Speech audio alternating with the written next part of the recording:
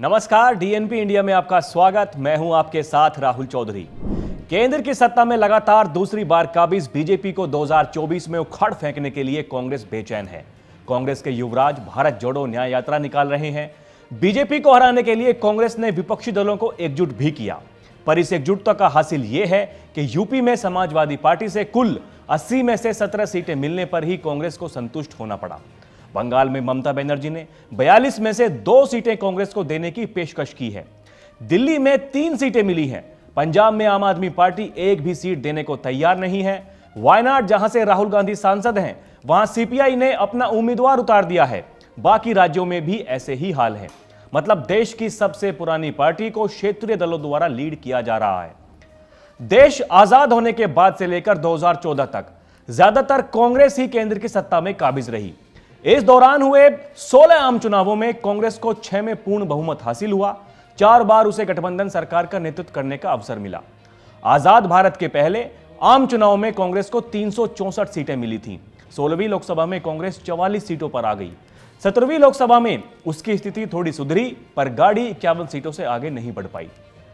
कांग्रेस ने गांधी परिवार का वर्चस्व बनाए रखने के लिए सोनिया के बाद राहुल गांधी को अध्यक्ष बनाया, लेकिन वे भी कारगर साबित नहीं हुए। कांग्रेस अध्यक्ष मल्लिकार्जुन खड़गे को चिंता है कि 2024 में अगर बीजेपी तीसरी बार सत्ता में आ गई तो देश में लोकतंत्र खत्म हो जाएगा।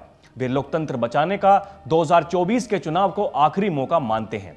वे कहते हैं कि लोकतंत्र को बचाने का यह आखिरी मौका है। अगर हम ऐसा नहीं कर पाए तो आने वाली पीढ़ियां पछताएंगी। ऐसा कहते हुए वे भूल जाते हैं कि 55 साल तक बहुमत की सरकार चलाने और बाद के वर्षों में गठबंधन सरकार चलाने के बाद वे लोकतंत्र खत्म नहीं कर पाए तो महज 10 साल सत्ता में रहने वाली बीजेपी कैसे लोकतंत्र के लिए उन्हें खतरा नजर आने लगी। आजाद भारत में शुरुआत से लेकर लगातार 5 बार कांग्रेस ने लोकसभा का चुनाव जीता। तब किसी को यह भय नहीं हुआ कि कांग्रेस देश से लोकतंत्र को खत्म कर देगी।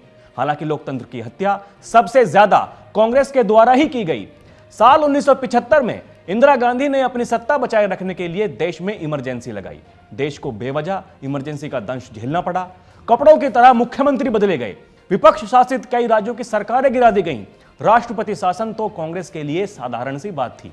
ऐसा माना जाता है कि 70 और 80 के दशक में विपक्ष की सरकारों को गिराने के लिए केंद्र सरकार ने संविधान के इस अनुच्छेद का खूब दुरुपयोग किया। आर्टिकल 356 के दुरुपयोग का सबसे ज्यादा आरोप पूर्व प्रधानमंत्री इंदिरा गांधी पर लगता है। इंदिरा गांधी का आपातकाल के पहले और बाद में प्रधानमंत्री के तौर पर लगभग 15 साल का कार्यकाल रहा। इस दौरान 1966 से 77 के बीच 36 बार और 1980 से 84 के बीच 15 बार अलग अलग राज्यों में राष्ट्रपति शासन लगाया गया।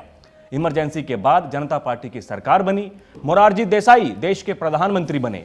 जनता पार्टी के 3 साल के कार्यकाल में 21 बार राष्ट्रपति शासन लगाया गया।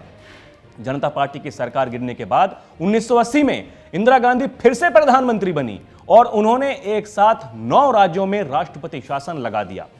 अगर पुरानी बात छोड़कर अभी वर्तमान की बात करें तो साल 2004 से लेकर 2014 तक जब कांग्रेस के नेतृत्व वाली यूपीए की सरकार थी तो 12 बार राष्ट्रपति शासन लगाया गया, जबकि पिछले 10 सालों में मोदी सरकार ने 10 बार आर्टिकल 356 का इस्तेमाल किया, जिसमें से 4 बार केवल जम्मू कश्मीर में इस्तेमाल किया गया। वहां अभी भी राष्ट्रपति शासन ही है, और वो इसलिए क्योंकि अगर जेएंडके में राष्ट्रपति शासन ना लगता तो राज्य से अनुच्छेद 370 जैसे अभिशाप को कभी वहां से नहीं हटाया जा सकता था। क्योंकि पिछली सरकारों ने इसका कितना विरोध किया था और अभी भी कर रहे हैं, वो हम सब जानते हैं। सच तो यह है कि देश में अब तक 132 बार अलग अलग राज्यों में राष्ट्रपति शासन लगाया गया है। इनमें 90 बार राष्ट्रपति शासन तब लगा है जब केंद्र में कांग्रेस की ही सरकार थी। 70 और 80 के दशक में विपक्ष की सरकारों को गिराने के लिए केंद्र सरकार ने संविधान के आर्टिकल 356 का खूब दुरुपयोग किया। इसके लिए सबसे ज्यादा आरोप पूर्व प्रधानमंत्री इंदिरा गांधी पर ही लगते हैं। तो आंकड़े आपके सामने हैं। आप अंदाजा लगा सकते हैं कि लोकतंत्र को आज खतरा है या फिर कभी कांग्रेस के शासन में हुआ करता था। तो अभी के लिए इतना ही। खबरों का सिलसिला जारी है। आप देखते रहें डीएनपी इंडिया। नमस्कार।